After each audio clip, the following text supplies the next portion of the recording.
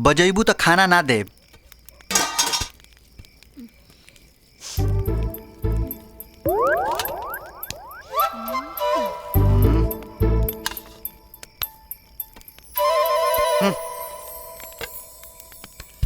अरे चुप।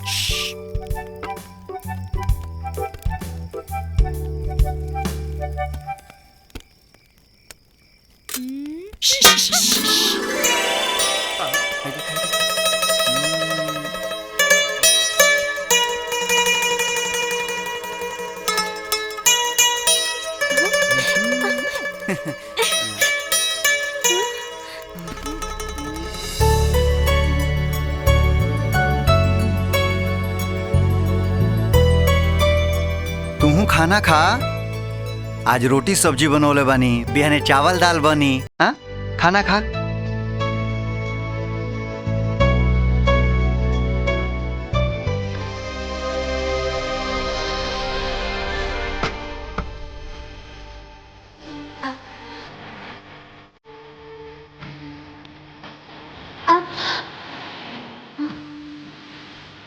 काहे बैठल बड़ू हो? खाना खा। ये ऐसे ना खाई हैं, इनका हाथ से खिलाओ। खाना वो खाए के रोहन भुला गइल बिया यार। का जानी कौन कौन चीज हमरा से करवाई। हाथ से नहलैला, हाथ से साड़ी पहनैला, हाथ से कंघी कैला, खाना बनैला, तो हाथ से खिला भी दो। ठीक है बा जी। ए रुका रुका, एक बार और खिलाओ। हाँ? खिलाओ खिलाओ।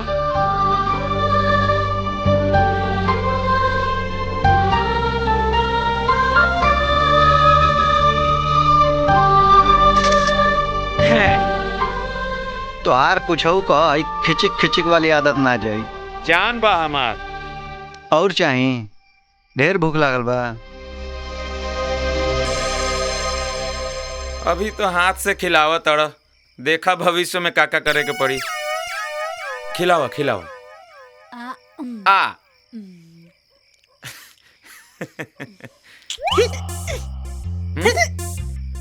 पानी पिलावा, पानी पिलावा।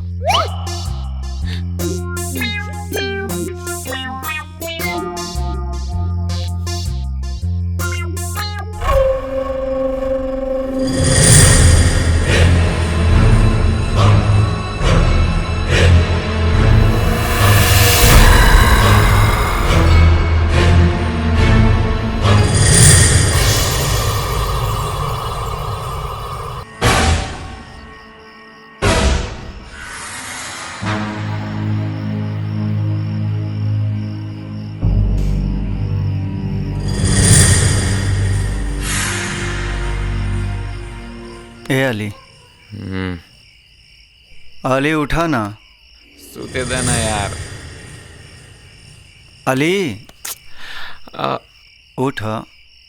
का भइल? नींद नहीं खे आवत। काहे नींद नहीं खे आवत? यार हम वो लड़की के बारे में सोचा था यार, एकर का कइल जाई हो?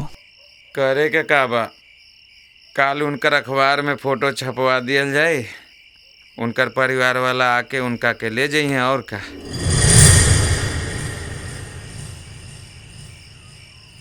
बात तो तू ठीक कहता यार।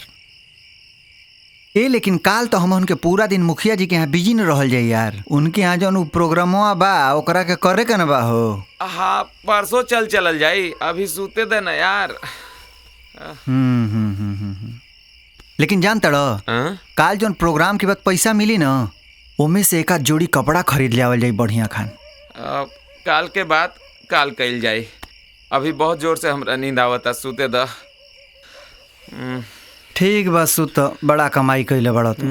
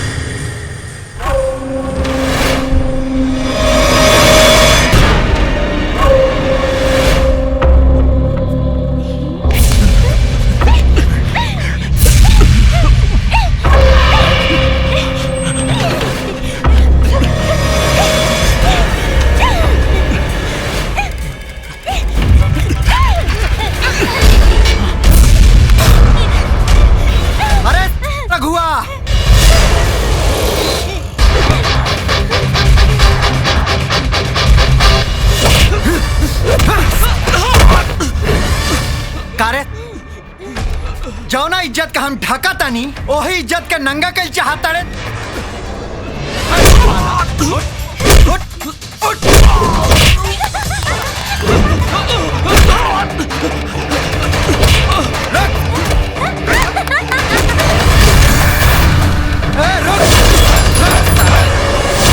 हम छठी के दूध याद कराओ सारे रोक सारा चोर।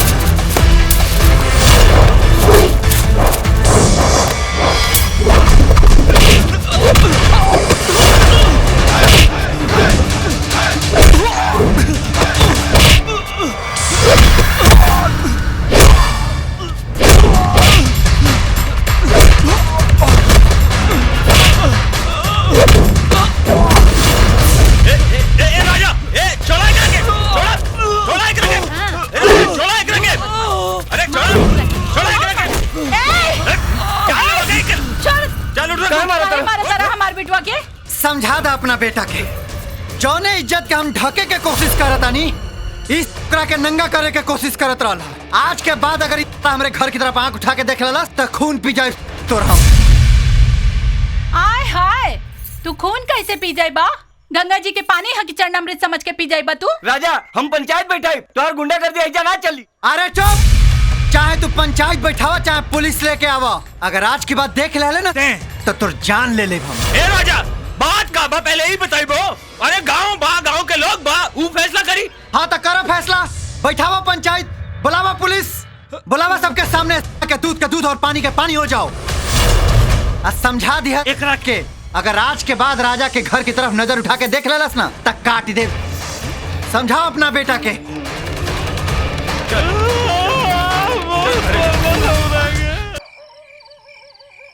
आखिर जौना बात के डर रहे वह भइल न राजा। उ गधा कुत्ता रघुआ घर में घुस के चलाइल, आई पगली कुछ न बोलस। अरे यार ये बेचारी की तरफ देखा, एमे एकर का गलती बा हो? अगर एकरा इतने होश रहे तेजा काहे पड़ल रही थो? ना राजा, जबले ई घर में पड़ल रही कोनो न कोनो बवाल होत रही। हम अबहू कहतानी एकर मोह माया छोड़ दा, एकरा अब्बे के अब्बे घर से निकाल के बाहर लेके चला। चला ना अली, ए तेरे पीठ दिखा के ना भागब। गलती उस रघुआ के बाद सजा भी वही रघुआ के मिली। अरे ओकरा साथे पूरा गांव बा, तहरा साथे के बा? भगवान, हमार ईमान हमार सच्चाई बा हमारा साथे। काल जौन भी हुई पंचायत में देखल जाई। ए राजा, हाई लोगन के बात हम सुन चुकल बानी। तू बतावा काहे मरला रघु के? ए मुखिया जी, रघुआ हमरा घर में घुस के एक पागल लड़की के साथे छेड़खानी करत रहल। अब आपे बताई मार खइले का काम कइले बाकी ना? आ तू का करता रे? तू एकरा साथे अपना घर में मजा मारता रे? अरे एकर छेड़ल तक कोई ना देखलस, लेकिन तोहार ही सारा गांव देख रहल बा। ए, अपन जबान संभाल के बात करो। काहे? सच कहनी तक कड़वा लागता। ए, चुप रहा तू लोगिन, खामोश रहा, हमके बात करे दा। ए मुखिया जी, ए तरह मामला ना फरियाई बुझाइल। कोनो न कोनो उपाय करे ही के पड़ी। एगो उपाय बा कि हई पगलिया बिया नु एकरा के बाहर कर देवल जाए गांव से, सब मामला फरिया जाई। हाँ हाँ, एकरा के बाहर कर दे गांव से, बाहर कर दे एकरा के गांव से, बाहर कर दे। हाँ हाँ, एकरा के बाहर कर दे। अरे रुका, सुना, चुप। आवो जे अपनी माई का दूध पियले बा एक कदम आगे बढ़ा के दिखावे। अगर केहू एकरी तरफ बढ़ गेल ना त मां कसम यही जाए कि एक जनी के लाश बिछा दे। माई के दूध पियले बढ़ जाता आगे आवाजा। राजा, कैसन बात करता रहा तू? ए मुखिया जी, एजा सब केहू जमा भइल बाटे इंसाफ खातिर। ई रघुआ गांव के ह त जवन क दे सब ठीक बा, और ई पगली ए गांव के ना हियो त एकर इंसाफ ही भइल के करा के गांव से निकाल दो। वाह रे आप सबके इंसाफ, वाह। ये अदालत ना गांव है राजा। यहाँ आपसी भाईचारा में फैसला होला। यहाँ सब है कोनो न कोनो रिश्ता में बदल बा। तो हर का रिश्ता है इनका से बोला? अरे जब कोनो रिश्ता रही तब ना बोली। ये जवान पागल लेकी देख के अपना घर में ले आइल बा। काहे खातिर? मजा मारे खातिर। ए, जबान संभाल के बात कर। तोरा जैसा नीच आदमी ना है हम। राजा, गुस्सा के बजाय ठंडा दिमाग से सोच। जब तोहरा साथे इनकर कोनो रिश्ता नहीं खे तो सभी लोग ये कही ना। तू हमार बात माना, ये लड़की के ले जाके कहीं छोड़ आवा। ना मुखिया जी ना, अब बात हमारी मान सम्मान और हमारी इज्जत के बा। हमारी ईमानदारी और इंसानियत के चोट लगल बा। ए मुखिया जी, अब ही पगली रही तो सिर्फ हमारे साथे रही। अरे कौना रिश्ता से रखबे रे रजवा? कौना रिश्ता से? हाँ बोला, ये कौना रिश्ता से तोरा घर में रही? हाँ हाँ, शांत हो जा लोग। अरे हम कहता नहीं शांत हो जा। अरे शांत हो जाइए। रुका भाई, रिश्ता जानल चाहता जा तो कि कौन रिश्ता से रही? हाँ। तो हम बतावतानी कि हमरा साथे कौन रिश्ता से रही। आज के बाद अगर ये लड़की हमरा घर में रही तो हमरा धर्म पत्नी की हैसियत से रही।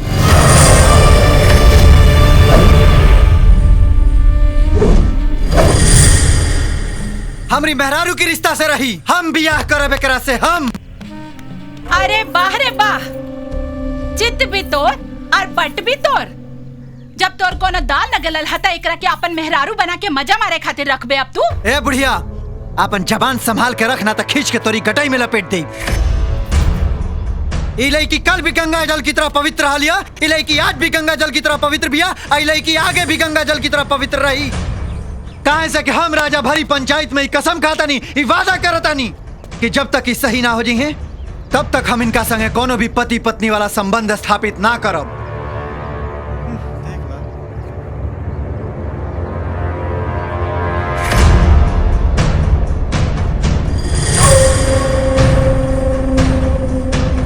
चल अली। अरे ई का मुखिया जी, हाँ? वो सबके मुंह पे थप्पड़ मार के चल गई और रहुआ देखते रह गई नी। थप्पड़ मार के ना, वो इंसानियत सिखा के गई है।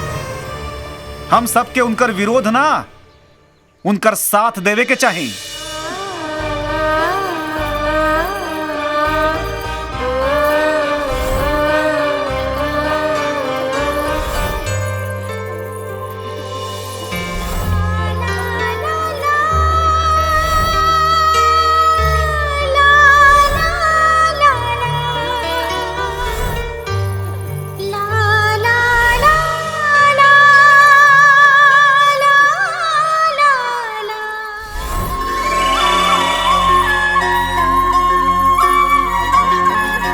ए शांत रह सन। ओम मंगलम भगवान विष्णु मंगलम गरुड़ध्वज मंगलम पुंडरीकाक्षाय मंगलाय तनो हरि। इली आपोली हाँ। सर्व मंगल मांगल्ये शिवे सर्वार्थ साधिके शरणे त्र्यंबके गौरी नारायणी नमोस्तुते। हाय हाय ये हवन कुंड में डाल दी। हाँ डाली। या देवी सर्वभूतेषु शांति रूपेण संस्कृता नमः तत्सै नमो नमः। या देवी सर्वभूतेषु विष्णु रूपेण संस्कृता नमः तत्सै नमो नमः।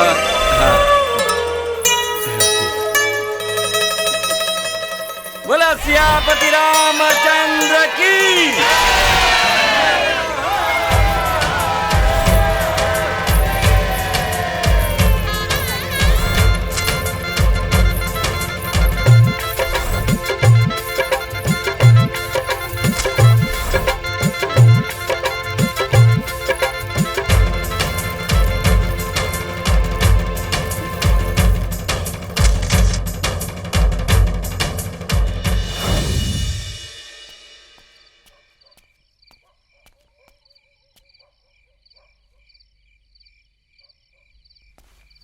अरे यार तू एहजा। हाँ भाई अली हम तो यही जा सुतब भाई। अरे आज के रात तहार सुहाग रात बा भाई। सुहाग रात खाली मियाँ बीबी खातिर होला। तू एहजा काहे सुतबा? तोहरा के तो मालूम बना कि पूरा गांव जवार के सामने कसम खैले बने कि जौले वो ठीक ना हो जिए उनका के हाथ ना लगाए। या मेरे अल्लाह थोड़ा अकील दे दा इनका के। अरे तू जौना कसम के बात करत रहनू उ बियाह के हवन कुंड में जरी के राख हो गईल। और एक बात, जौना समय तू भाभी जान के मंगलसूत्र पहनैले रहला वही समय सब कसम खत्म हो गईल भाई। जा भाभी जान इंतजार करत हुई, जा अंदर। ना यार अली हमार जमीर हमके बात के गवाही नहीं खे दे। इस समय जमीर के ना धर्म निभावे के बाद भाभी जान के एहसास करावे के हुई। उतार पत्नी बाड़ी, का पता उनकर जिंदगी संवर जाए। अब ऐसे का देखा तरह हमार गाड़ी छूट जाई, हम लेट होता नहीं। शहर जाता नहीं, फोटो साफ करवा के आवता नहीं। परसों ले आ जाई। गाड़ी पकड़े के बाद पटना से लेट हो जाई न तो। संभार के जाइयो ठीक ना? जाता रहना अंदर। हाँ भाई जाता नहीं, तू संभार के जा, जाके जल्दी आवा जा। ठीक बात, हम जाता नहीं, ध्यान रखिए अपन। खुदा हाफिज।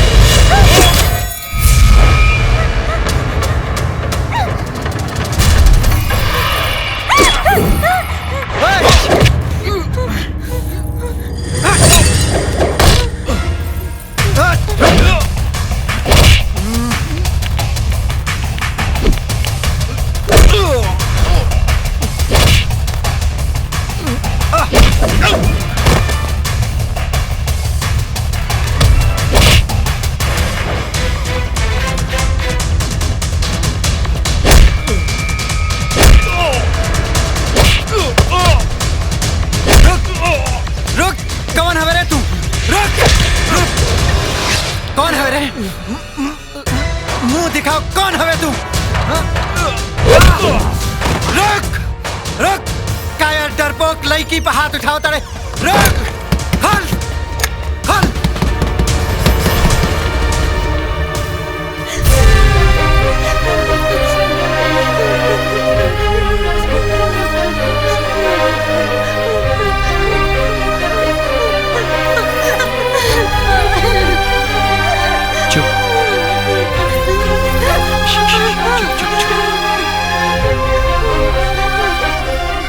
आखिर कौन रहल है? करे सारे धोखेबाज, तू तो कहले रहे कि दिव्या मर गई, फिर अभी तक जिंदा कैसे बिया? अरे मालिक, वही तो हमरा समझ में नहीं खे आवत। क्यों लड़की जिंदा कैसे बच गई? अरे हम तो ओकरा के मार देले रहनी। अब ते जिंदा ना बचबे। ए मालिक, हमरा के एक मौका और दी। हम ओकरा के मुआ दे। धोखा के बदले मौका ना, मौत मिलेला, मौत।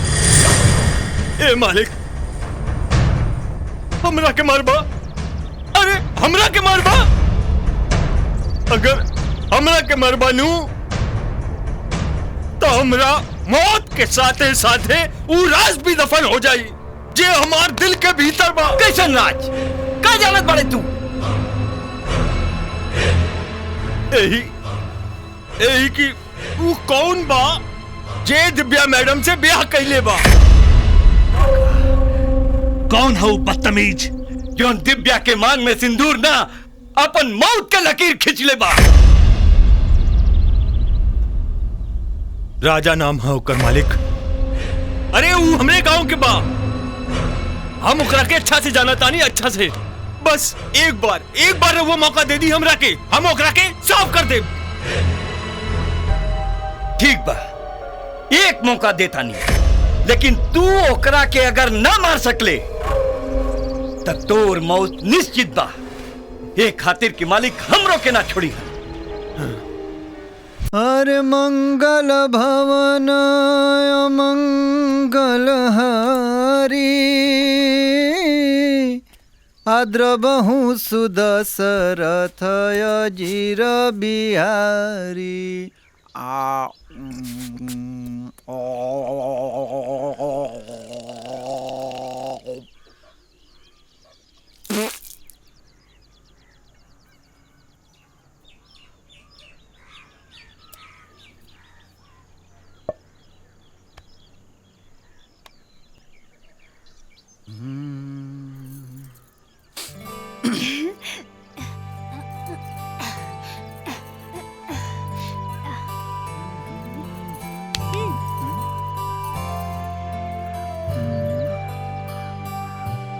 ई कुल का कहाँ जाता डू लेके? दुल्हन बने के बा, सिंगार करे के बा, दूसर बियाह करबू का? जा बैठा हो जा। तट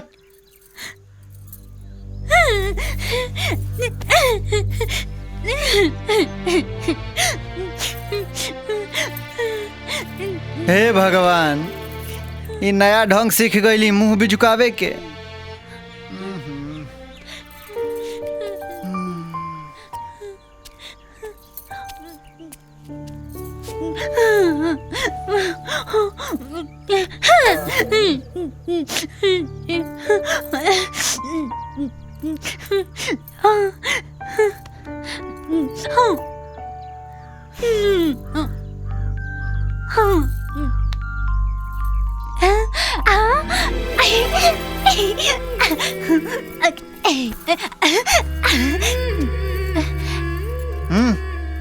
धा दे जा।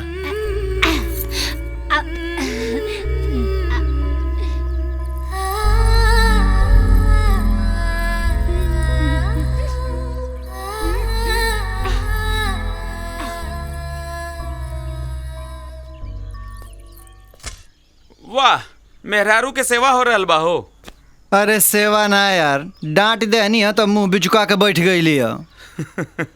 तू कहाँ जाता रह? कहीं के तैयारी बका? हाँ यार, बहुत जरूरी काम से आ रहा जाता नहीं का परसों ले लौट टाइप हम। अच्छा। और एक बात बतावा, हाँ इनका पे हमला के कैले रहे? पता नहीं यार, मुँह पर काला कलर के कपड़ा बनले रहे, पता ना चलल। हमरा तो लागत है ना उ रघुआ होई, ओकरे नजर इनका पे और तहरा पे बा। नहीं यार, वो रघुआ ना हो सकेला। और के होई? पता ना कौन रहे, पकड़े के कोशिश कई नहीं, लेकिन ऐन वक्त पे धक्का मार के भाग गई।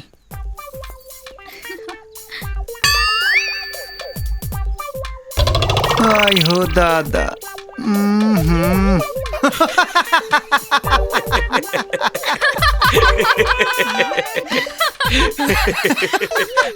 एगो फोटो खींचे दो। हाँ।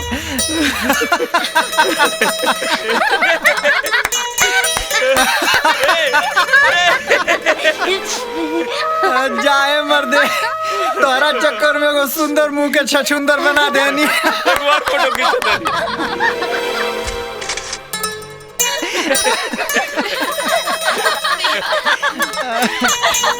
तू काहे कहता दाड़ू? औरतन के सिंगार मर्द के बस में नहीं खे देवर जी। रउआ लोग बाहर से खाली हंसी मजाक करत आनी, आके हेल्प करे के चाहिए नु। कैसे आ जाई देवर जी, अब तू अकेले थोड़े ना रह गईला। चलो कर दे। ठीक है कहा तारू, संभाला इनका के भाई। हम फोटो लेके आवत नहीं। चल जा। तू चल अंदर चल।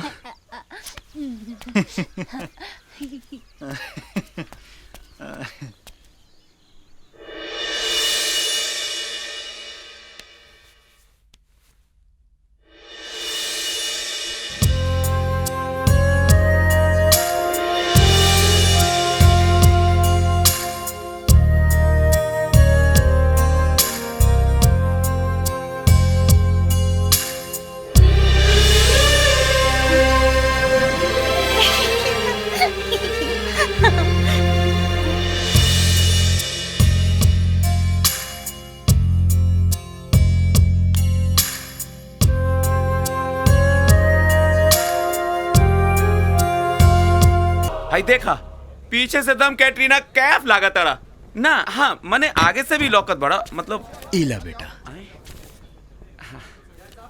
ये काहे खातिर? ई तोहार बख्शीश।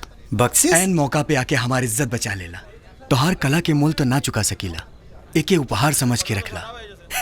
ए चाचा, अरे ये अकेले तोहार इज्जत ना रहल ह, ई इज्जत पूरा गांव जवार के रहल ह, और गांव जवार के इज्जत बच गई चाचा। इससे ज्यादा बढ़िया उपहार हमरा खातिर का हो सकेला? एमे कौनो दूर है नहीं बेटा। घराती लोग बराती लोग सबके तू अपन दीवाना बना देला बेटा। देख लिया, एक दिन तू बहुत बड़ा आदमी बनबा, बहुत बड़ा आदमी। लेकिन चाचा पैसा दे इनके। अच्छा पैसा? अरे पैसा दा चाचा, हमार प्यार हमार कला बिकाऊ नहीं है, और वैसे भी रहुआ लड़की वाला है, और लड़की वाला से पैसा लिया राजा के शान के खिलाफ है, ठीक ना? देवही के बाद तो हमके खूब ढेर सारा आशीर्वाद दें कि आज हम गांव जवार के नाम रोशन करत नहीं, काल भगवान के आशीर्वाद से हम अपने भारत के नाम रोशन करें। अरे जिला जवार का पूरा दुनिया में नाम रोशन हुई तोहार, पूरा दुनिया। चाचा जी 200 रुपया खाली पेट्रोलवा खातिर तो दे दी। ये तो परोपकारिये बाबा बाड़े, 200 रुपया दे दी। अरे ये सब लेला बेटा, सब रखला। ना 200 रुपया ले लेवा तानी, नाराज रउआ रखी जब कह दे लेवा त रखी, बस 200 लेनी यार। थैंक यू चाचा। अच्छा चाचा जी, प्रणाम। खुश रह।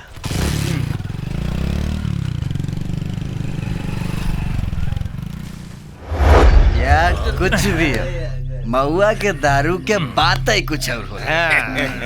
देसी माल दिल खुश कर देला समझ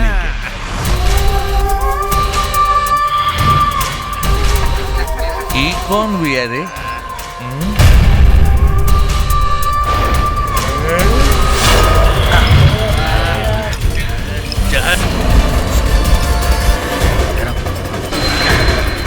पकड़।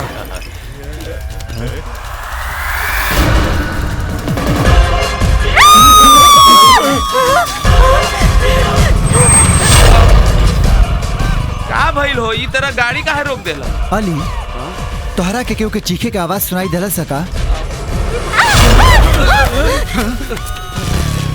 देखो फिर से सुनाई।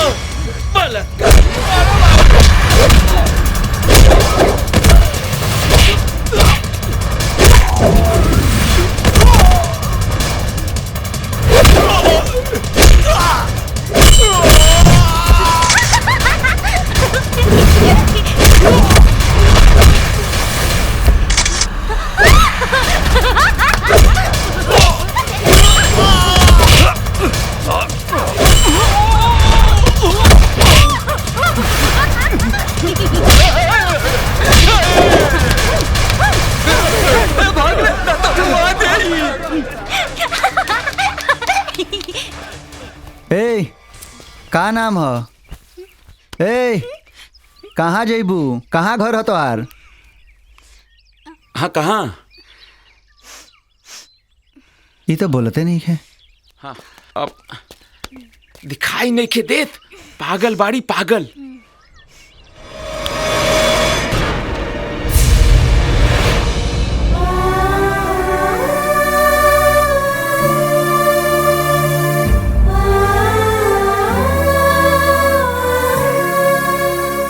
यार अली एकर का कइल जाओ?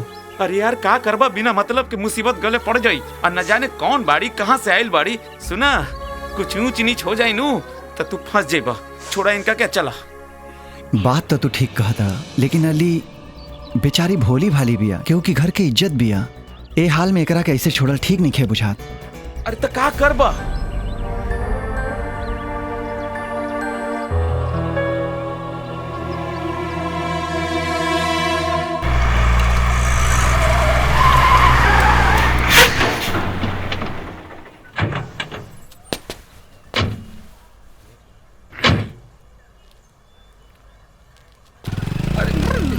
ओफो, अरे संभाल के बैठ। ए राजा रुका रुका। प्रणाम मुखिया जी। कहाँ जाता? प्रणाम। अरे खुश रहा। ए भाई कल हमरे पोता के मुजुठाई के रसम बा। अरे वाह, मुबारक हो। तो हमें जलसा रखल गइल बा। ओमे चंपा बाई के नौटंकी आवता। अरे वाह। अरे वो तो तोहरा के चैलेंज देले बिया। चंपा बाई और हमरा के चुनौती? अरे लेकिन वो हमके कैसे जाना ताड़ी प्रधान जी? अरे ए राजा तोहरा के नहीं जानेला। ए जिला जवार में तोहरे नाम के डंका गुजता। अरे तू ते हमरे गांव के शान बड़ा शान। अरे सब सुना सुना। ए राजा गायकी दिखा देवल जाओ और चंपा बाई के हरा देवल जाओ, मजा आ अरे जाए। नहीं। अच्छा प्रधान जी राजा? ठीक बा। हाँ। ई कौन बिया? प्रधान जी दरअसल इनके बारे में तो हम नहीं जाना। राम राम हो भुल्लन भाई। राम राम। सब ठीक बानू? हाँ सब ठीक है बा। और काम धाम बढ़िया चलता नू? हाँ हाँ। अरे इतना भीड़ का लागल बा? अरे वो रजवा ना हा? हाँ? कौनो पागल लड़की के लेके आइल बा। पागल? कौन पागल के लेके आइल बा? तनी देखी तो हम हूँ। हट तनी हट।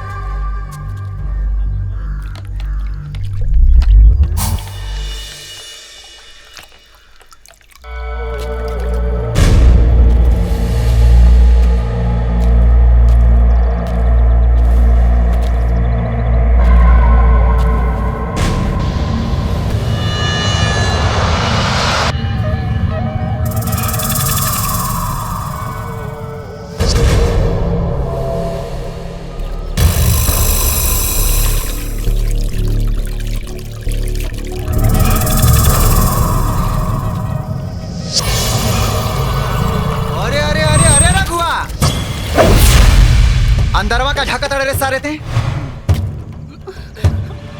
साला तोर यही रहनी की वजह से तू 100 बेर लात खैले बाड़े। ए भौजी, निहारा था तोहरा के अंदरमा तू कब पेड़ा छिलत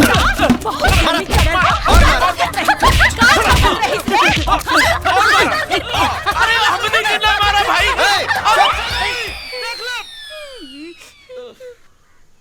अका हो भौजाई, कम से कम ना हाथ घड़ी दाएं बाएं देख ली हल कर।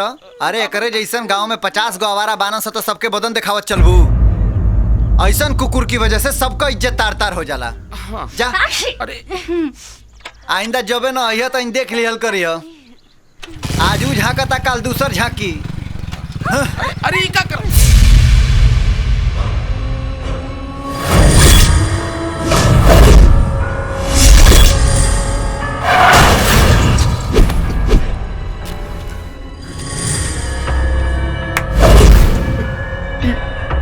ससुरी बात कैसे गल? तो मुआ देने रहनी हो। बाज गल नू ता साला ते जिंदा ना बच पे हरिया। हमरा कुछ करे के पड़ी।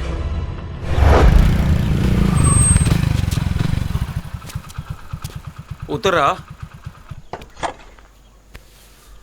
अरे हाँ आवा।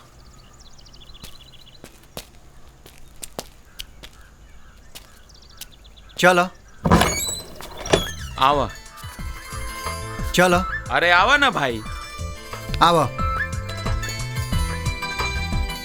हाँ चल चल चल चलो जा बैठो बैठो ही जा जा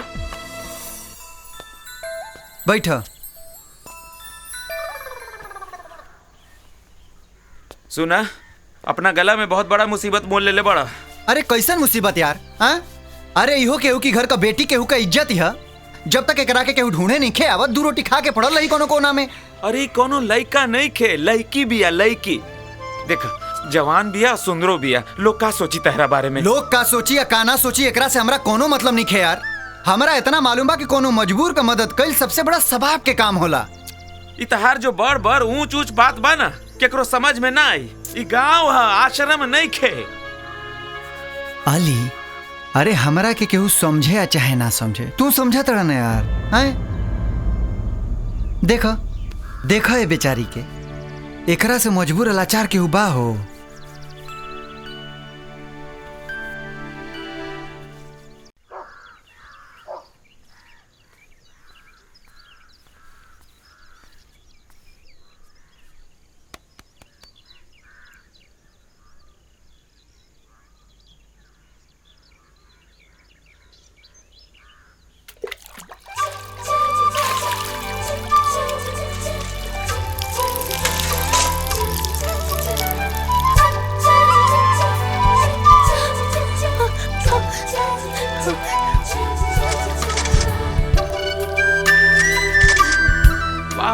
वाह वाह। अरे यार तू एजा खड़ा होकर फोटो खींचत एजा हमार फजती भइल बा। हैं चल आवे हेजा हेजा आके पानी गिरावा। हमरा से ही सब काम ना होई। तू लुंगी मंगले रहला, हैला लुंगी हैला।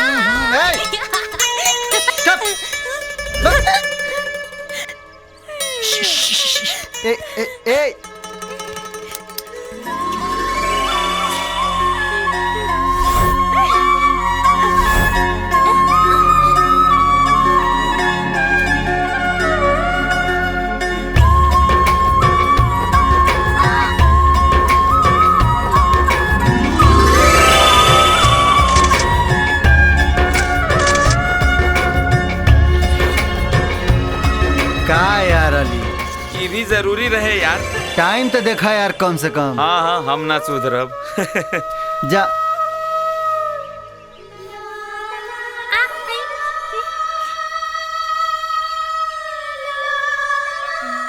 ओफ ओफ।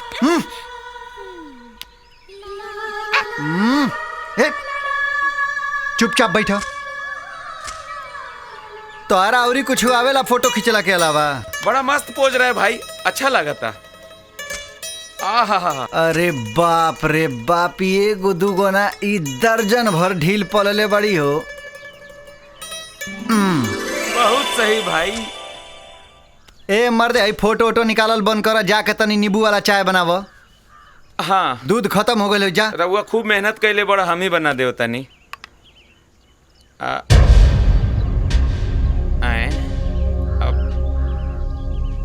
अरे तोहनी जना का आँख फाड़ फाड़ के देखा तड़ा हो?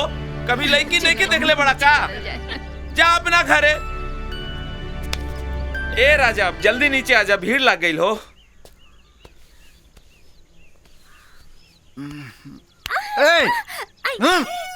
चुप।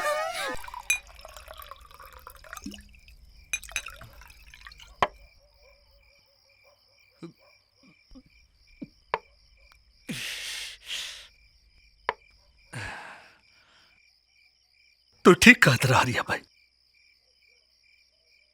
उस रजवा हमके मरलस और हम कुछ न कर पाऊनी।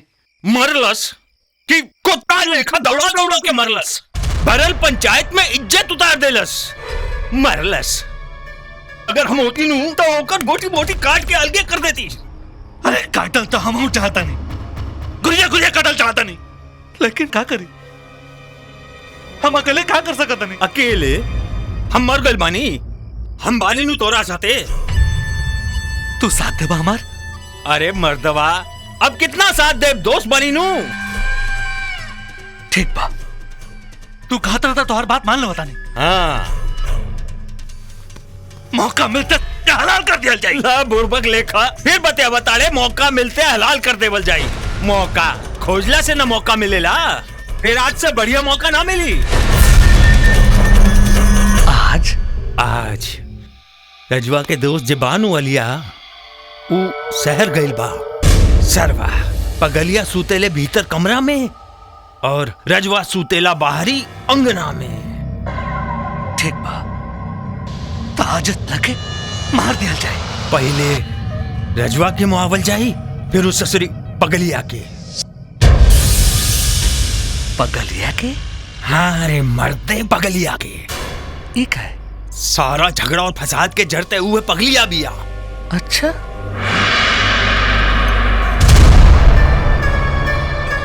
ठीक बा, चला चलो चला जाओ। हाँ चलो।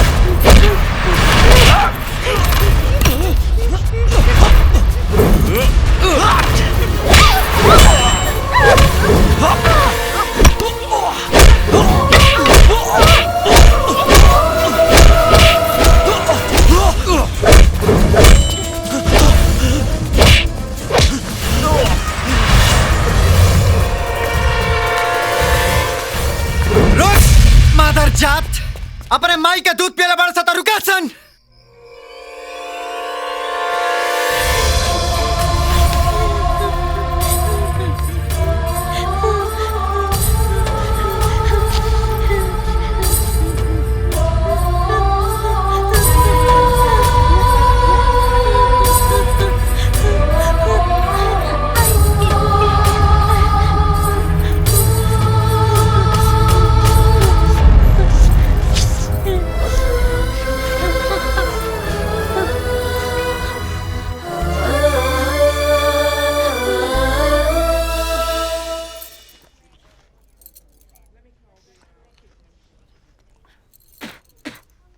देखा राजा, घबराए के कोनो जरूरत नहीं खे। हल्का फुल्का खरोच बा, जल्दी ठीक हो जाई। लेकिन वो लोग के रहे जे पगली के मार देवल चाहत रहे? ये तो हमरा के नहीं खे मालूम डॉक्टर साहब, लेकिन जहिया पता चल जाई ना तो ओकनी के इतना मारब उनके कि उनके अपनी पैदा भइले पर अफसोस हुई। देखा राजा, कोनो कदम उठावे से पहले कानून के मदद लेला। ये लोग भी होई ना, कानून ओकरा के खोज निकाले। ये दवा लिख देता नहीं, इनका के दे दी, जल्दी ठीक हो जाएगी। अच्छा चलो तनी। हाँ ठीक बा। चलो उठो, चलो।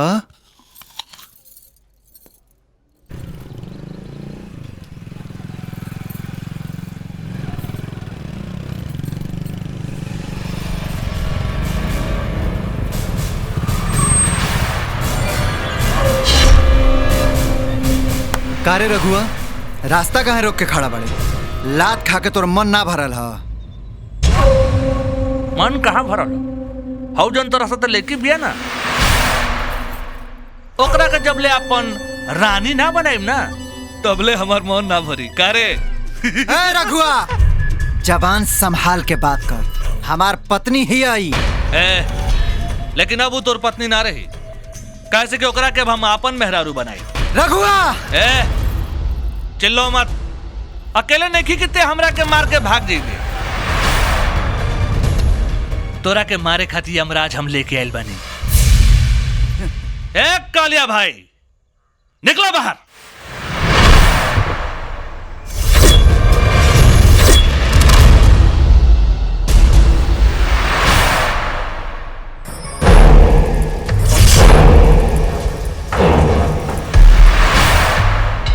छोड़ देव लेकी के।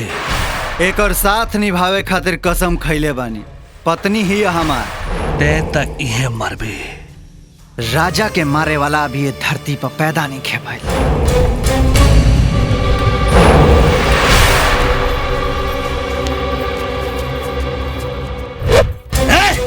मारा सा निकला के।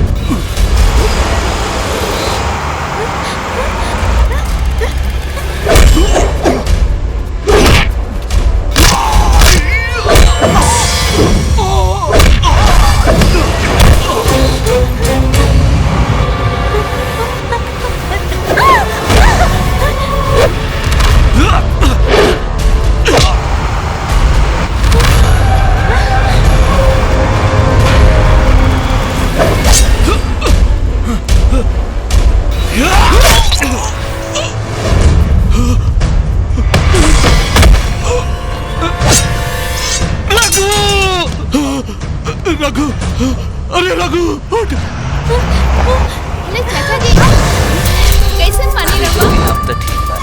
हाँ हम एकदम ठीक पानी चाचा जी, रहुआ चिंता मत करी। जल्दी से घरे आ जा, थोड़ा के देखला बिना हमारे। चाचा जी जल्दी ही राउंड में जाओ। अरे फोन रखो तो नहीं, हम गाड़ी चलाते हैं। ठीक है?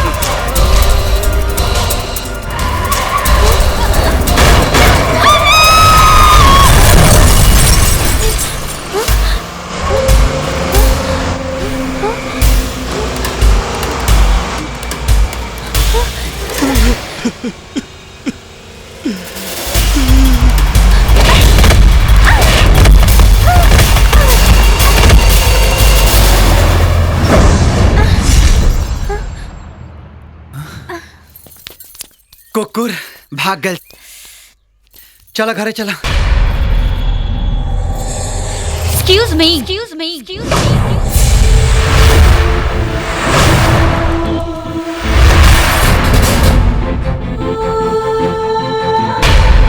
अरे तू तो ठीक हो गई हो, तू तो बोलाऊ लगलू।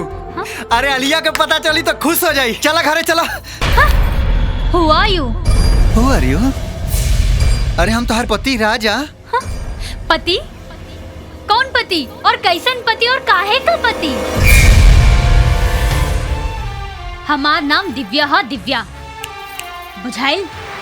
हाँ हाँ तो नाम कुछ हो के तोहार ओसे का लेब देवे के बा?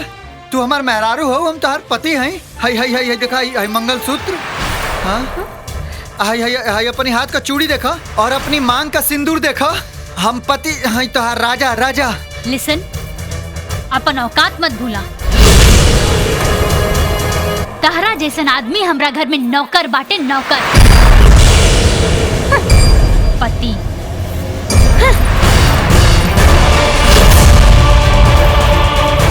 हाय पकड़ा अपन मंगलसूत्र, पकड़ा।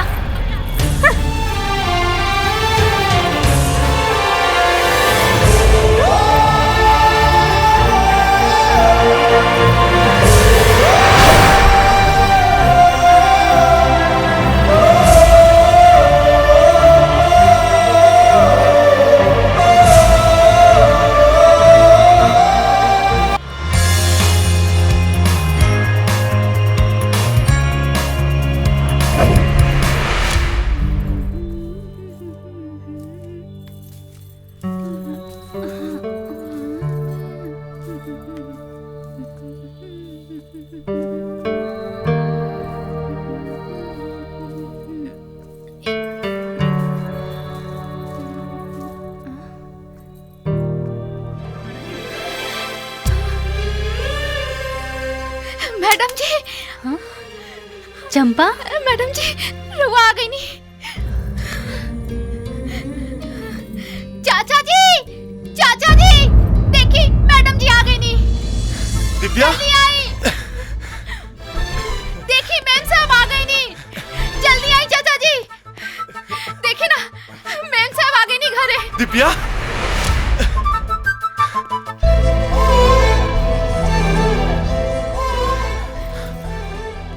तू आ गेलू हमार दिव्या बेटी। कहाँ चल गई रहलू दिव्या अपन चाचा से रूठ के? कौन गलती हो गई रे हमरा से, बतावा ना बेटा। तोहरा के पता बा 1 साल के बाद लौटत बाड़ू। 1 साल बाद? हाँ बेटा 1 साल बाद। 1 साल में कहाँ कहाँ ना खोजनी, कहाँ ना पूछनी। बेटा हम टीवी में अखबार में कहाँ कहाँ ना खबर छपोनी, कहीं कुछ पता ना चलल बेटी। कहाँ चल गए रहलू, कहाँ गलती हो गई रे हमरा से? ना ना चाचा जी, राउर कौनो गलती ना रहे। हमार ता एक्सीडेंट हो गल रहे। एक्सीडेंट? हाँ चाचा जी एक्सीडेंट। याद बा उ दिन जब हम घर से गाड़ी लेके निकलल रही, अब अपनी सहेली की शादी में जात रहनी। हाँ उ दिन रास्ता में एगो ट्रक वाला हमार पीछा करत रहल हा और ना जाने अचानक से कब हमरा गाड़ी के ठोकर मार दिला और चाचा जी हमार गाड़ी ना खाई में गिर गई। ओकरा बाद तो हमरा के कुछ याद नहीं थे चाचा जी कि हमरे साथे का भइल। हमरा कुछ याद नहीं थे। बेटा भगवान के लाख लाख शुक्र बा कि तू सही सलामत बाड़ू। जाना ताड़ू तोहार एक्सीडेंट कोनो साधारण एक्सीडेंट ना रहे, एमे साजिश रहे। साजिश? कैसन साजिश चाचा जी? तोहरा के जान से मारे के साजिश। और इस साजिश में के है हम बहुत जल्द पता लगा ले बेटी। पताल से ढूंढ के निकालब ओकरा के और रू हाल करब हम ओ लइका के कि ओकरा देख के मौत भी थर्रा जाए। बेटी तू नहीं खु जानत तू हमरा खातिर कितना अनमोल बाड़ू।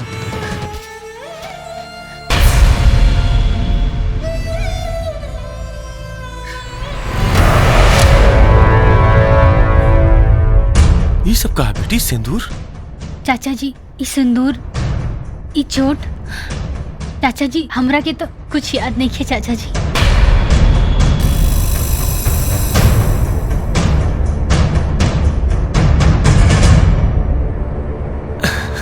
कौन बात ना बेटी? ऐसे रोला और हार मानला से काम ना चली देवर जी। हाँ तो का करे भौजी? तू ही बतावा हम का करी? होश में अइला के बाद हमके पहचानला से इनकार कर देली, बीच रास्ता पर छोड़ के चल गईली। छोड़ के चल गईली? ऐसे कैसे छोड़ के चल गईली?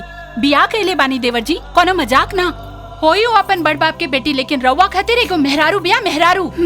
ओकरा खातिर देवर जी काका ना कैलन। हाँ देवर जी जाई और लेके आई ओकरा के, पूरा अधिकार बा और ओकरा पे। केकरा लेके आवे के बात चलता भाई? राजा तेरा आंख में आंसू का भइल हो? भाभी जान, भाभी जान, ए भौजी का भइल? भाभी जान कहाँ है? छोड़ के चल गईली इनकरा के, वो पगली। छोड़ के चल गईली? कैसे? सहर अपना घरे छोड़ के चल गईली, इनका पहचाने से इनकार कर देली। होश में आईली तो इनकार कर देली? अरे ऐसे कैसे इनकार कर देली? उनका हर इनकार के पहचान बा हमरा लगे। हाय देखा, हाय देखा, हाय देखा। अरे ये एल्बम देखला के बाद दुनिया के कोई भी इंसान, कोई भी अदालत ई ना कह सकेला कि भाभी जान से हमर राजा के रिश्ता ना रहे।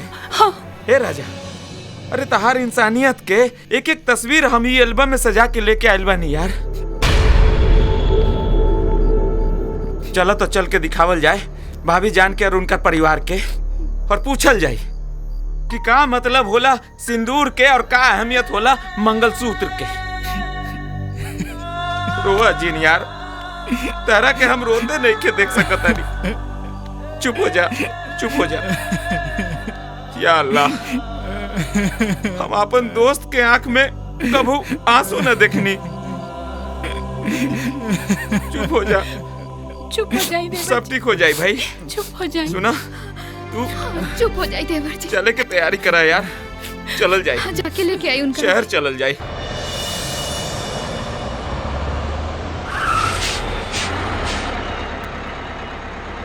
राजा चलो भाई, चलो चलो, आगे आगे सीतामढ़ी सीतामढ़ी सीतामढ़ी सीतामढ़ी। शहर आ गए।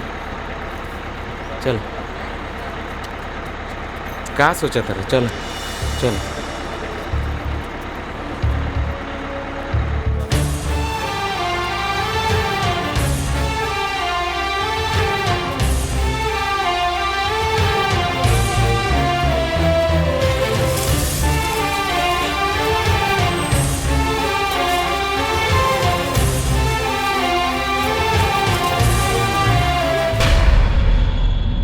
दिव्या तो बच गई, अपन पूरा अरमान पे पानी फेर देलस। हम सोचत बानी अपन प्लान कुछ दिन पोस्टपोन कर दिया जाओ। इस सारा कागज के क्या करी सर? जोन रेडी बा फाड़ के फेंक दो वकील।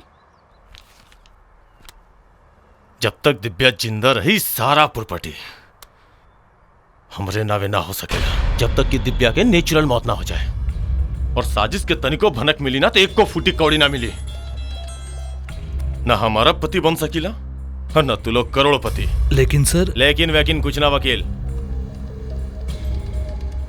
तू लोग अच्छा तरह से जाना तारा, ये धन दौलत ये कंपनी के अकेली वारिस दिव्या बिया। हम तो सिर्फ एक रखवार हैं। हमार भाई मुए से पहले ऐसने वसीयत बना के गइल बा, जब तक दिव्या जिंदा रही हमार सपना पूरा ना हो सकेला। जरूर पूरा हुई मालिक, जरूर पूरा हुई। 20 साल से जौन खून पसीना जरावत बानी वो ऐसे जाया ना जाई। हमने अपन मकसद में जरूर कामयाब होखल जाई। कामयाबी मिली, मकसद कामयाब हो जाई, सब आसान नहीं है, बहुत मुश्किल बा मुंशी जी। अब दिव्या के जिंदगी में एक लड़का और आ गई बा हक जतावे खातिर।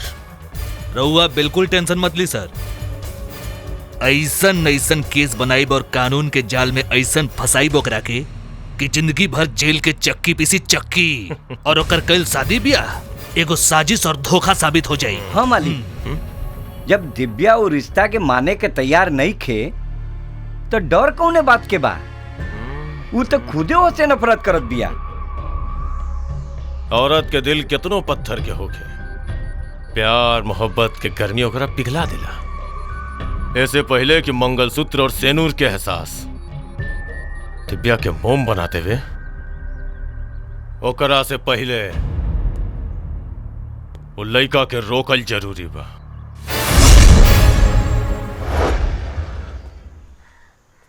ए भाई रुका रुका, क्या हुआ तू? हाँ सुनी ना, वो दिव्या मैडम जी के घर यही बा के? फोटो देखी ना, वो गांव में आयल रहली ना तब। रुका रुका, हाँ हाँ देखी इनका से? हाँ इनका से ब्याह भइला उनकर। ई कब भइला? गांव में जब आयल रहली नु। अच्छा, इनका के जायदा उनका से बतियावे के बा। हाँ सर। नमस्कार नमस्कार। जाई साहब, चला अली, जाई रुआ। एक काम करा ना, तू ना अकेले में जाके बतियावा, बहुत दिन के बाद मिला तेरा तो थोड़ा सा अकेले में बतियावा तो बात समझ जाई है। हैला ना? अच्छा बा, ये एल्बम दिखा तू रुक, हम लिया क्या होता नहीं। हाँ तब तक हम गार्ड बाबू से बतियावा था। हाँ ठीक बा, जाई रुआ। और का नाम बा तहार?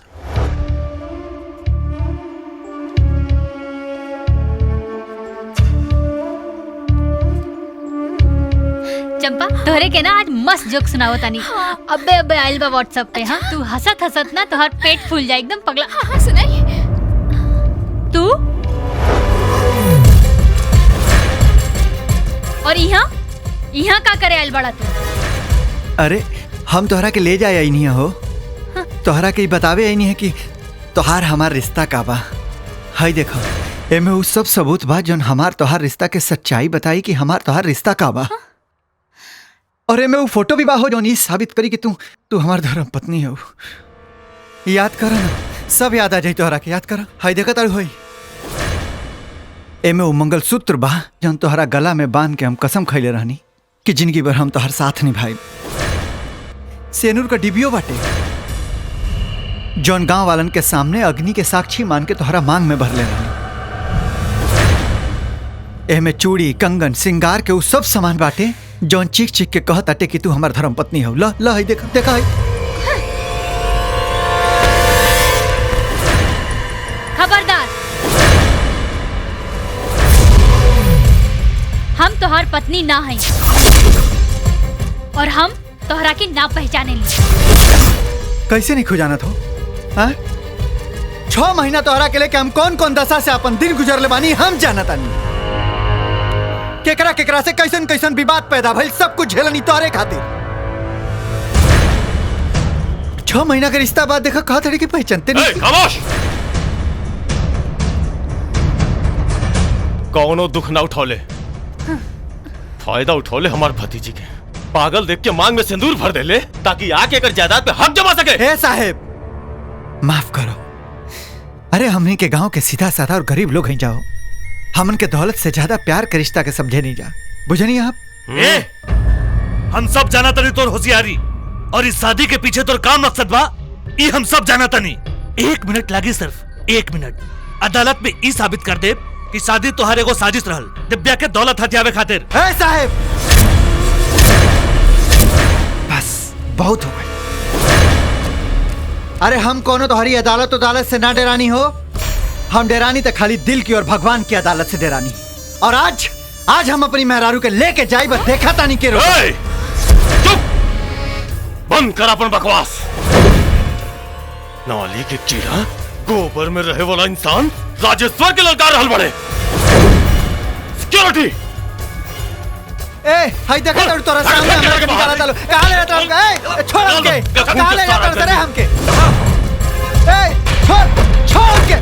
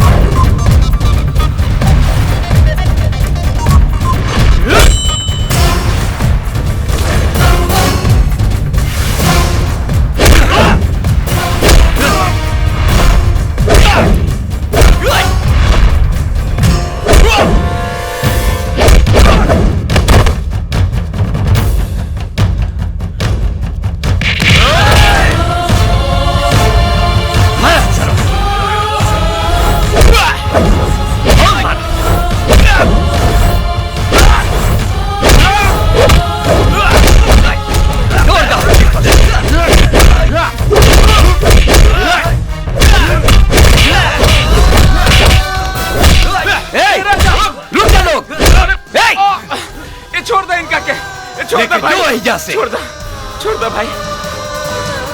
हाँ हम ले जाता नहीं राजा।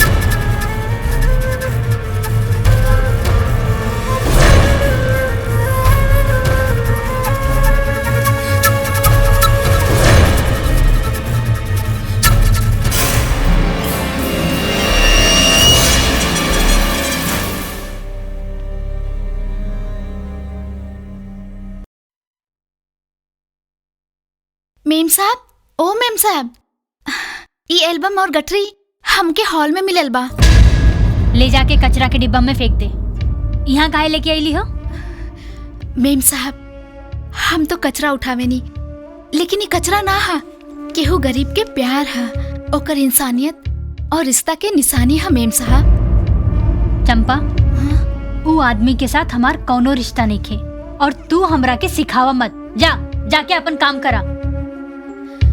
ठीक बा मेम साहब, हम तो चल जाए, लेकिन राउर मन होखे तो एक बार जरूर देख ले मेम साहब।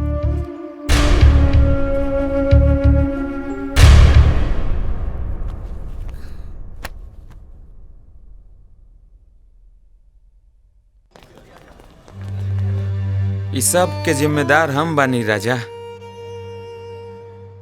हम ही तहरा के जिद करके शहर ले आईनी, का बताई। बाकी हमरा मालूम ना रहे यार कि तहार इंसानियत की ई सिला मिली। अरे यार, तू झूठाऊ ना अपनी आप के कोसा तड़ा यार। एह में तोहार कौन गलती बा? गलती बा राजा, गलती बा। उ लड़की के बारे में भला सोचना ही हमार गलती रहे। गलत, बिल्कुल गलत। किसी के साथ भला करना इंसानियत होती है। पहले से कैसा फील कर रहे हैं मिस्टर राजा? पहले से अच्छा बा डॉक्टर साहब। डॉक्टर साहब, हमनी के और कितना दिन एजा रहे के पड़ी? देखिए, इनका घाव अभी पूरी तरह से भरा नहीं है। जी जी। जल्द ठीक होने के लिए कुछ दवाइयां बाहर से लानी पड़ेंगी आपको। तो लिख देना, हम लेके आवता नहीं। लीजिए, ये दवाइयां आप जल्द ही मंगवा लीजिए। जी। Take rest. जी। ठीक बात, हम दवाई लेके आवत नहीं है। तू अपन ख्याल रखिए। जल्दी आ जाइए।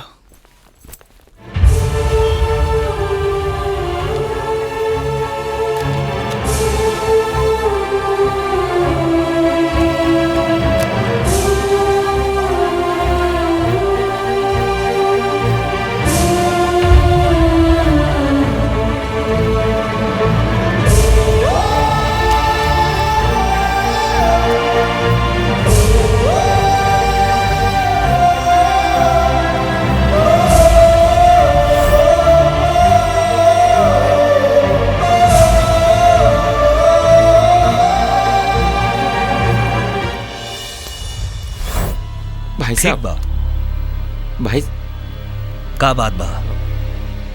हमार दोस्त हॉस्पिटल में बा, तो उनके इलाज में बहुत खर्चा बा भाई जी। आई कैमरा 15-20 हजार के बा भाई जी। थोड़ा सा मदद कर देती तो हम ही कैमरा बेचे के चाहते रहे। कितना में देबा? बढ़िया कैमरा बा भाई जी, 15-20 हजार दाम बा। 5,000 में देबा?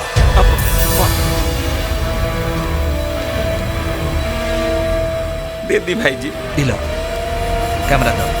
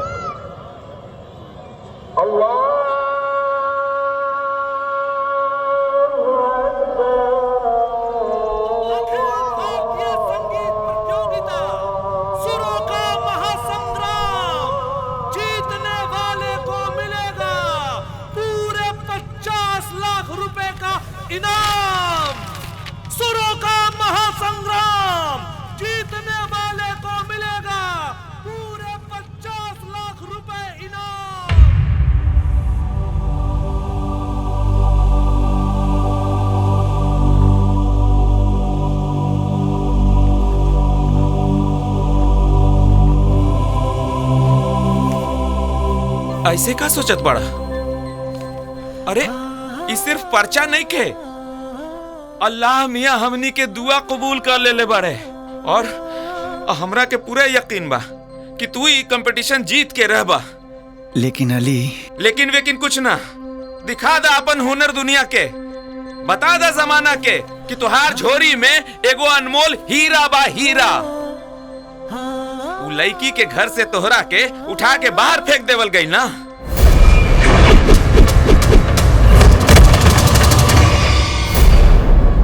जानत बड़ा काहे कि तू एगो छोट मोट आदमी बड़ा, तू एगो गरीब आदमी बड़ा। लेकिन ये मौका हाथ से ना जायदा राजा, दिखा दा अपन गायकी के कमाल। तू इतना ऊंचा उठ जा कि तोहार ऊंचाई के सामने राजेश्वर सिंह कीड़ा मकोड़ा लागे। तहार हैसियत के आगे वो बौना लागी, बौना। बुझला? ठीक बा।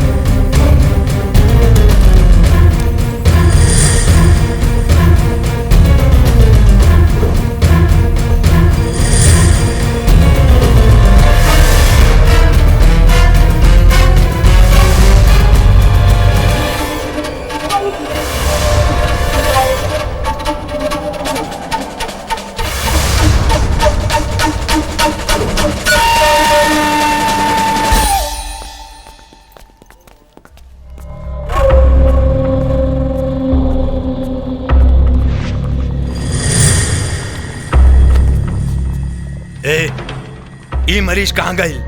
पता ना साहब। कहाँ गई? पता ना साहब। वो लोग कोनो गाना के कंपटीशन में हिस्सा लेवे गई बाड़े। गाना? हमके पता बा हरिया भाई, ये गाना के कंपटीशन कहाँ होता। चल हम लेके चलता नहीं। चल चल तो।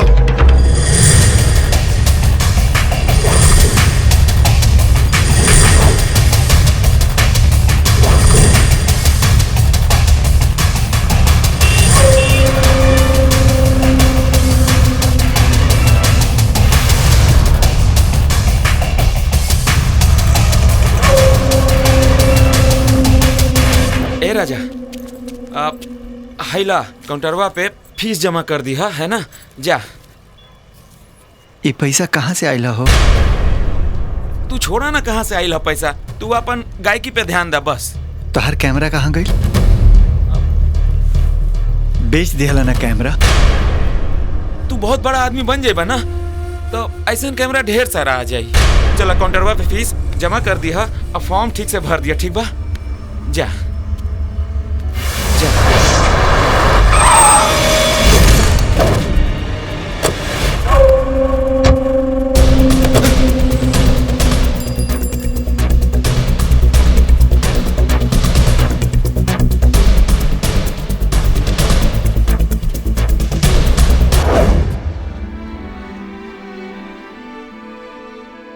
प्रणाम प्रणाम प्रणाम। तोहार नाम कहा? राजा, लेकिन हमरा गांव में लोग हमके प्यार से हीरो गमछा वाला कहेला। पता नहीं कहाँ चल गए। इतना भीड़ भाड़ में उकरा के खोजल और मारल उचित बात नहीं है हरिया भाई। हमरो यही लगा था, इतना भीड़ में वो मरा ना पाई। हाँ हाँ चल तू चला, चल फिर देखल जाई। देखा मिस्टर राजा, ये कोनो गांव के नौटंकी और रामलीला के प्रोग्राम ना है। ये एगो स्टेट लेवल के मॉडर्न स्टाइलिश गाना और डांस की कंपटीशन है। एमे हम तोहरा के शामिल ना कर सकीला। मैडम जी, एगो निवेदन बा, हमरा के एगो मौका दे सके ना। अरे हम बहुत बढ़िया बढ़िया गाना बनौले बानी, खुद से बनौले बानी। एगो मौका देके देखिए, हम आप सबके निराश ना करो। ना मिस्टर राजा, एक कंपनी के रूल रेगुलेशन हम ना तोड़ सकीला। आई एम सॉरी, अब तू जा सकेला।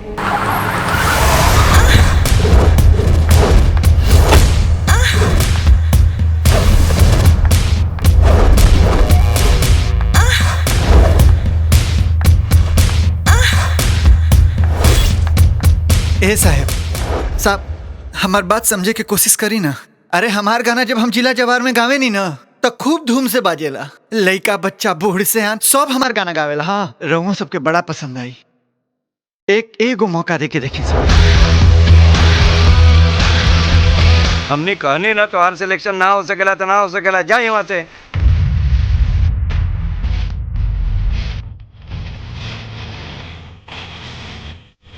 ठहरा।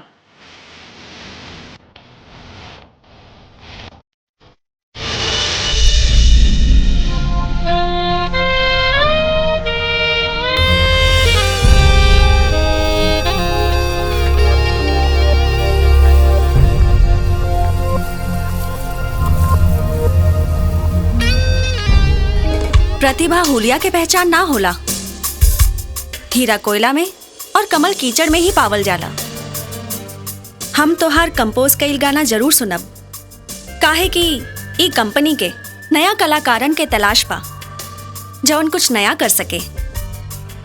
यही से हम तोहरा के चांस देहल चाहतानी। तू गावा।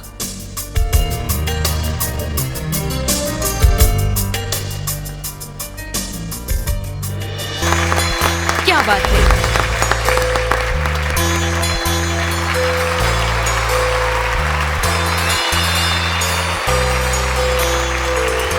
दोस्तों, आरटी म्यूजिक कंपनी के तरफ से आज के शाम आप लोगन के नाम बा। हमेशा के तरह हमार कंपनी तमाम कलाकारन के चुनाव कर रहल बा, जौना के फैसला आप लोगन के साथ साथ माननीय जजेस के करे के बा। और जजेस की टीम से पाखी हेगड़े, भोजपुरी सिनेमा की जाने मानी सुपरस्टार अभिनेत्री पाखी हेगड़े, जिनका रूप और अदाकारी के आप सब दीवाना बानी।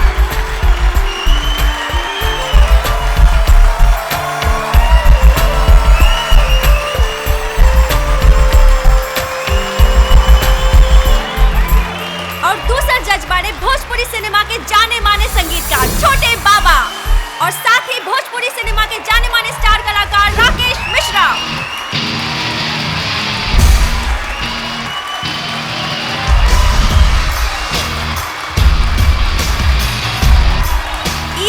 मंडली चुनी आज के प्रतिभाशाली गायक के। त आई और देखल जाए कि कौन है वो भाग्यशाली और प्रतिभाशाली कलाकार जौन आरटी म्यूजिक कंपनी के साथ देश के शान बनने वाला बा। ताई दर्शक बंधु, आप सबके इंतजार के घड़ी खत्म भइल और आज के सिंगिंग के विजेता बाड़े हमनी के और आप सबके बीच के लइका जेकर नाम हम बोला तानी मिस्टर राजा।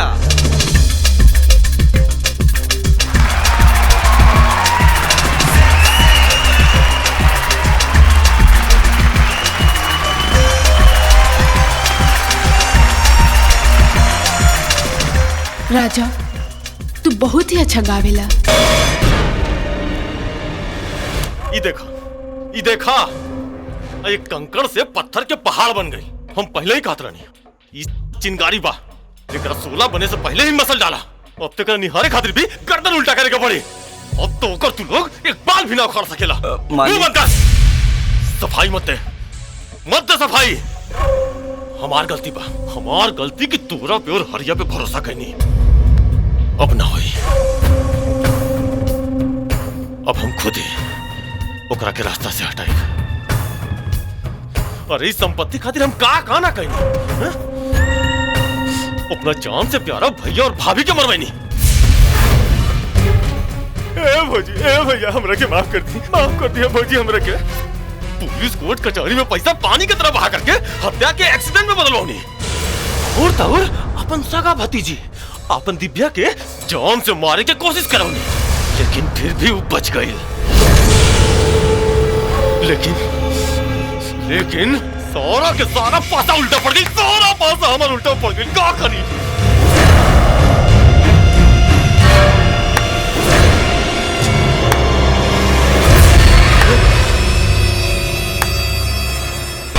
वाह चाचा जी वाह, जौन आदमी के हम भगवान समझनी वह इंसान अपन कुल खानदान के खून पिए वाला शैतान बन जाए, ये हम सोच लेना रहनी।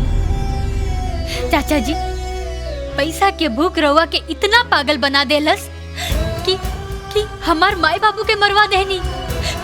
ए चाचा जी, जौन लड़की रवा के अपन माई बाप भगवान समझे ले उहे लड़की के मरवावे के कोशिश करनी। चाचा जी, हम इस सारा प्रॉपर्टी रवा के दे वाला रहनी, रवा नामे करे वाला रहनी। लेकिन अब हम ऐसा ना करें। अब रवा के मिली तो सिर्फ सजा मिली रवा के सजा।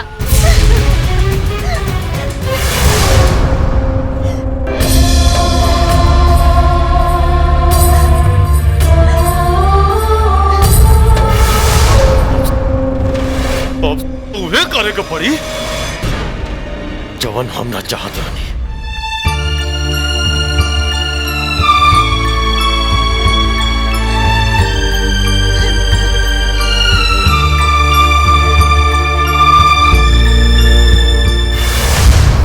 आज हमारे स्टूडियो में मिस्टर राजा आए हुए हैं, जो हीरो गमछा वाले के नाम से प्रसिद्ध हैं। इनके गाए हुए गीत देश में ही नहीं बल्कि विदेशों में भी प्रसिद्ध हैं। मिस्टर राजा, आज हमारे स्टूडियो में आपका स्वागत है। धन्यवाद। युवाओं में आप काफी प्रसिद्ध हैं और लड़कियां भी आपकी दीवानी हैं। शादी के बारे में आपका क्या ख्याल है मिस्टर राजा? सबसे पहले तो मैं माफी चाहूंगा क्योंकि मैं आपके किए गए सवालों का जवाब भोजपुरी में देना चाहूंगा। ये चैनल के देखे वाला सभी श्रोतागण के हम राजा उर्फ हीरो गमछा वाला के प्रणाम बा। अपनी जिंदगी के एगो सच्चाई आप सबके सामने रखे जाता नहीं। हम पहले ही से शादीशुदा बानी। हमार बहुत प्यारी एगो मेहरारू बाड़ी, पर तकदीर के विडंबना कहीं या कुछ और कहीं कि हमार मेहरारू आज हमरा पास नहीं थी। हमरी कोनो बात से वो हमरा से नाराज हो गई बाड़ी, लेकिन हमके ये बात के विश्वास बा और कहीं ना कहीं यकीन भी बा कि एक न एक दिन वो हमारा पास जरूर रही है। जरूर रही है।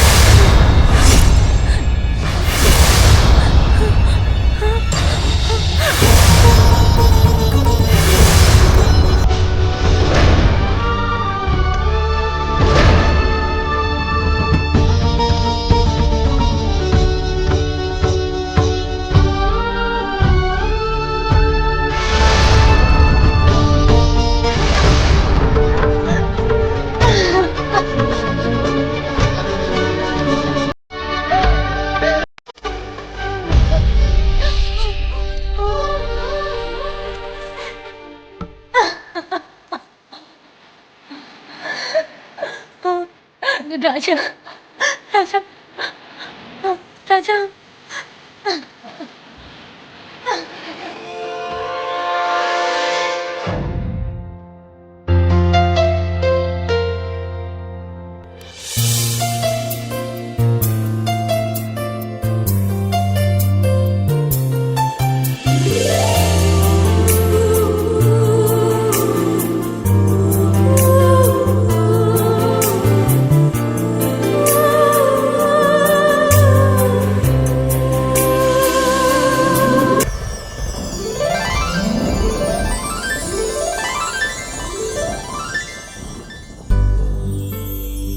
जॉन कह रहल बानी, ध्यान से सुना तू लोग।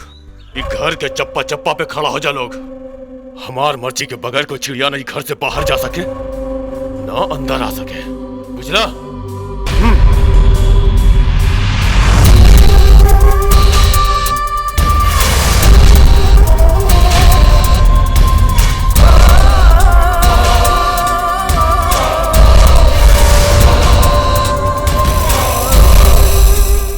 दिव्या, ये सिंदूर, ये मंगलसूत्र, ये जोड़ा और ये सब पहन के कहाँ जात बाड़ू? उहे जे हमार आपन बा। तोहार आपन तो हम बानी बेटी, और क्या है तोहार आपन? है? राजा जौन हमरा से प्यार करेला, हमार दौलत से ना। और अब हम ये फैसला कर चुकल बानी कि हम ये घर में ना रहब, राजा के साथ रहब। ना जाइबू तू।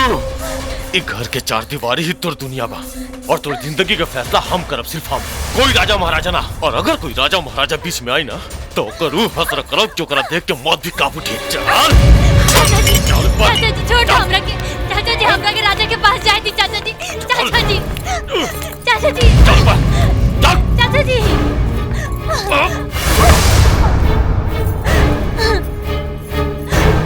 अब एक कदम भी घर से बाहर निकलू ना तो बोटी बोटी काट डालम तोहार, बुझलो? और तू कान खोल के सुन ले, अगर घर से बाहर चल गई तो एकरा से पहले तोर मौत हुई, बुझले?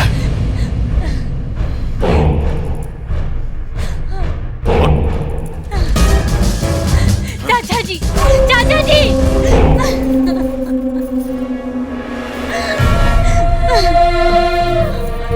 चंपा, चंपा, हम राजा से बहुत प्यार करेनी। हमरा से बहुत बड़ी गलती हो गई जो उनके प्यार के ना समझ पानी। चंपा, चंपा, बस अब एक बार ना उनसे मिलके उनके पैर छू के माफी मांगे की चाहत बानी। चंपा, चंपा तू हमार मदद करबू ना? चंपा, चंपा हमार मदद करबू ना? चुप हो जाए मेम साहब, चुप हो जाए। ना मेम साहब, ना मेम साहब, ये आंसू बहा के अपने प्यार के ना बहाई मेम साहब। अरे ए पर तो वो इंसान के हक बा जे रउआ खातिर इतना दुख दर्द सहले बड़े मेम साहब। रउआ बिल्कुल ना घबराई, हम राजा से रउआ के मिलाई। हाँ हाँ मेम साहब, एगो पत्नी के ओकरा पति से मिलावे में अगर चंपा के जान भी चल जाए ना मेम साहब, तो चंपा पीछे ना हटी मेम साहब। रउआ बिल्कुल भी चिंता ना करी, हम कोनो न कोनो रास्ता जरूर निकालब। हाँ मेम साहब। हाँ हाँ ओके ठीक है। माया मैडम। आ गई ना राजा जी। हम तोहरे इंतजार करत रही। बाकी कहाँ हैं? तोहरा पता बा तोहार गावल एल्बम हर जगह सुपरहिट हो रहल बा। अच्छा। और तोहार शोज खातिर इतना कॉल आ रहल बा कि पूछा मत। हिंदुस्तान ही ना बल्कि विदेश से भी, हॉलैंड, दुबई, मॉरिशस, वियतनाम, बहुत सारे कॉल्स आ रहल बा। माया मैडम, ये सब आपकी मेहरबानी के नतीजा, ना तो हमार कोनो औकात रहला हैं। दरअसल हम तो गली कुचा में फेंकल वो कांच के टुकड़ा की तरह रहनी हम, जेके केहू ना पूछत रहला। आप ओके परखनी और परख के हीरा बना देनी। ना राजा, कोनो मेहरबानी ना, चमक तोहरा में रहे। हम तो सिर्फ जौहरी के काम कईनी। अगर तोहरा में वो टैलेंट ना रही तो हम चाह के भी कुछ ना कर पाती। बाकी बतावा, हमारी ऑफिस कैसन लागल? ऑफिस तो बहुत बढ़िया बाटे। तो आज से ही तोहार का मतलब? अरे नहीं, हम कैसे ही ना राजा, ई तोहार हक बा। तोहार गावल गाना से हमार कंपनी के बहुत फायदा भइल बा। लेकिन माया मैडम हम लेकिन वेकिन कुछ ना। और हाँ, आज से तू हमरा के मैडम ना माया बोली है। ऐसन कैसे हो सकेला? हम आपका नाम कैसे ले सकेनी? हम कह देनी तो कह देनी। ओके मैडम।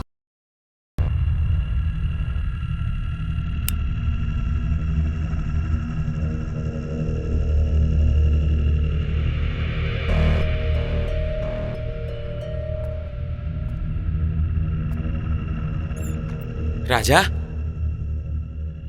राजा, का बात बा यार? आज सवेर ही से देखा तानी कि तहार मिजाज कुछ ठीक नहीं खे। कोनो बात बा का? दिव्या के बहुत याद आवता यार। अमा यार, हजारों लड़की तहरा से मिले खातिर, तहरा से बतियावे खातिर पगलाइल बाड़ी, और तू बड़ा कि उहे लड़की के पीछे पड़ल बड़ा।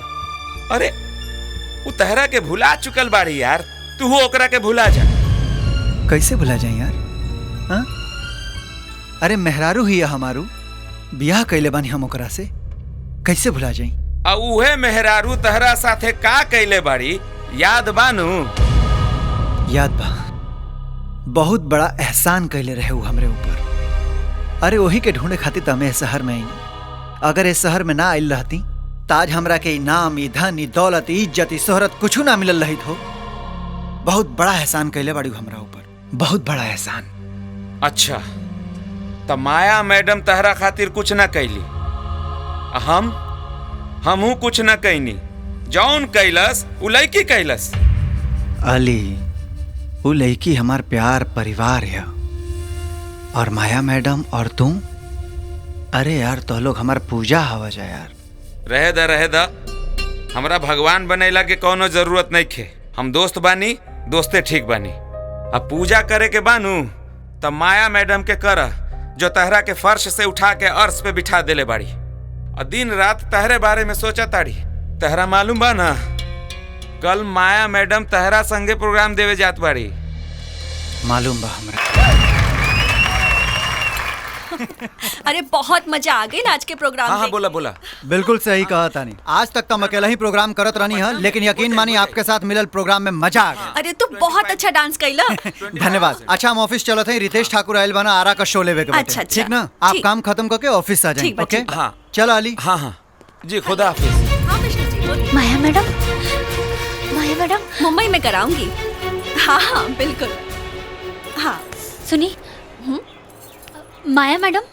जी हाँ नमस्कार। नमस्कार। हम दिव्या, शायद रउआ हमरा के पहचानत नहीं की। हम राजा की पत्नी हैं। हमरा की राजा से एक बार मिलवा दी मैडम। अब मिलना से का होगी? जब राजा के तोहार जरूरत रहे तब तक तू लोगिन अपमान करके, बेइज्जती करके ओकरा के धक्का मार के घर से निकाल देलू। हमके सब मालूम बा, राजा हमरा सब बता चुकल बा। आज राजा के पास का नहीं खे? इज्जत, गाड़ी, दौलत, शोहरत और नाम। ऊ तोहरा के सहारा देहलस, और उस समय अगर ऊ तोहरा के सहारा ना देले होखित त ई दुनिया तोहरा के नोच नोच के खा जाई। बस बस करी मैडम, हम के अपन गलती के एहसास बा। हम झूठे अहंकार में राजा के प्यार के ना समझ पानी, ठुकरा देनी ओकरे प्यार के।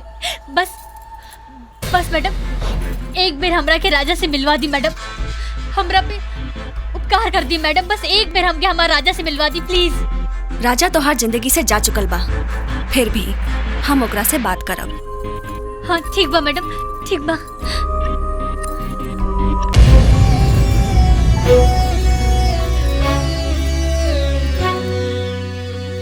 मैडम चली, हमके पता चल गई बा कि राजा भैया कहाँ बड़े।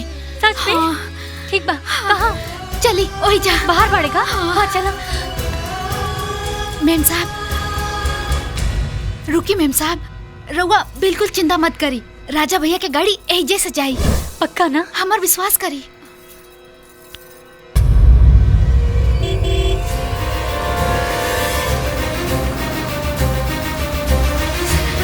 राजा भैया गाड़ी रोकी। राजा भैया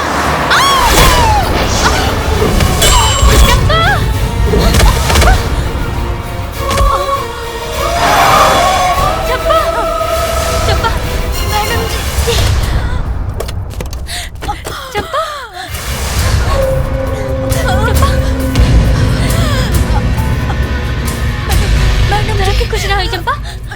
राजा भैया। चंपा। खोल दरवाजा।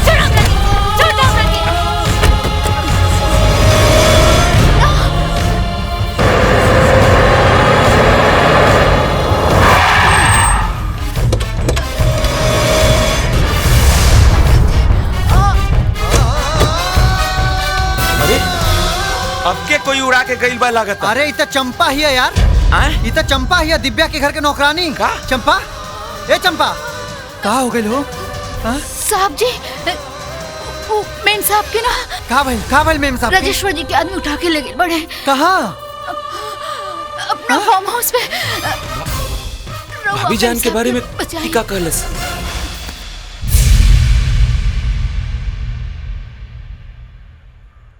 तो हर कुर्बानी हम जाया ना चाहते चंपा। दिव्या के अगर एगो खरोच भी आ गई ना तो राजेश्वर की लंका में आग लगा दे। राजेश्वर!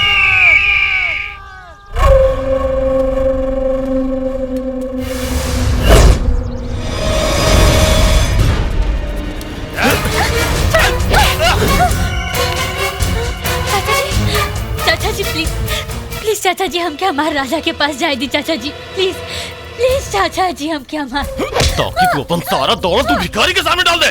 जो ना दौलत खातिर हम अपन जिंदगी बर्बाद करनी, खून पसीना बहोनी अपन भैया और भाभी के मौत की घाट उतार देनी। आज भी जरूरत पड़ी ना तो हम खून की नदी बहा दे। ले साइन कर, पेपर पे साइन कर।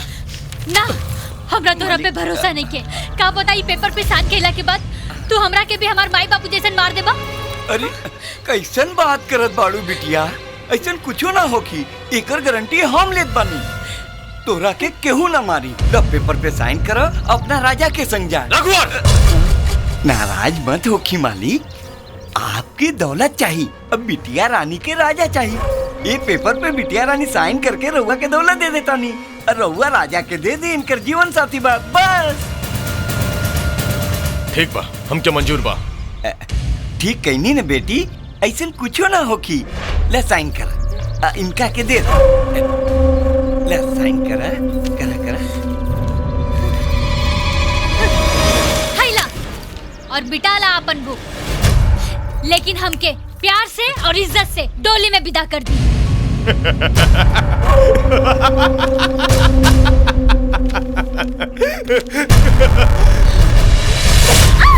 विदा तो हम धोखे करब, लेकिन डोली में बैठा के ना, अर्थी पे लिटा के, अर्थी पर लिटा के।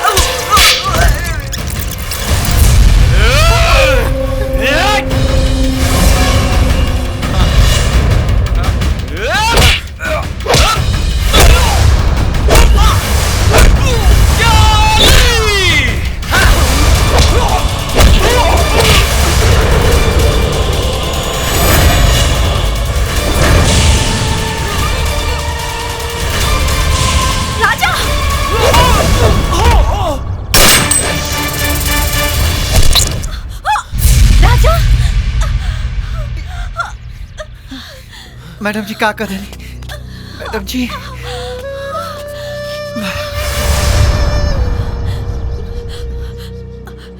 राजा तू लोग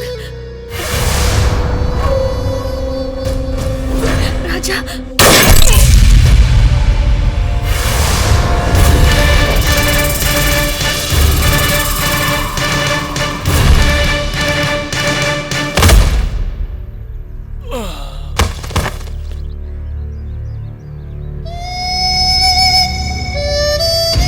माया जी।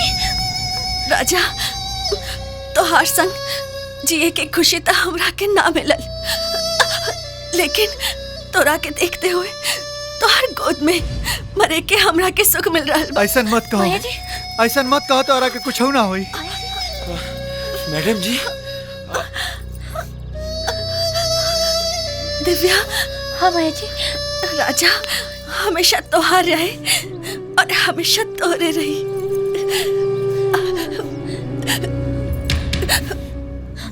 माया जी।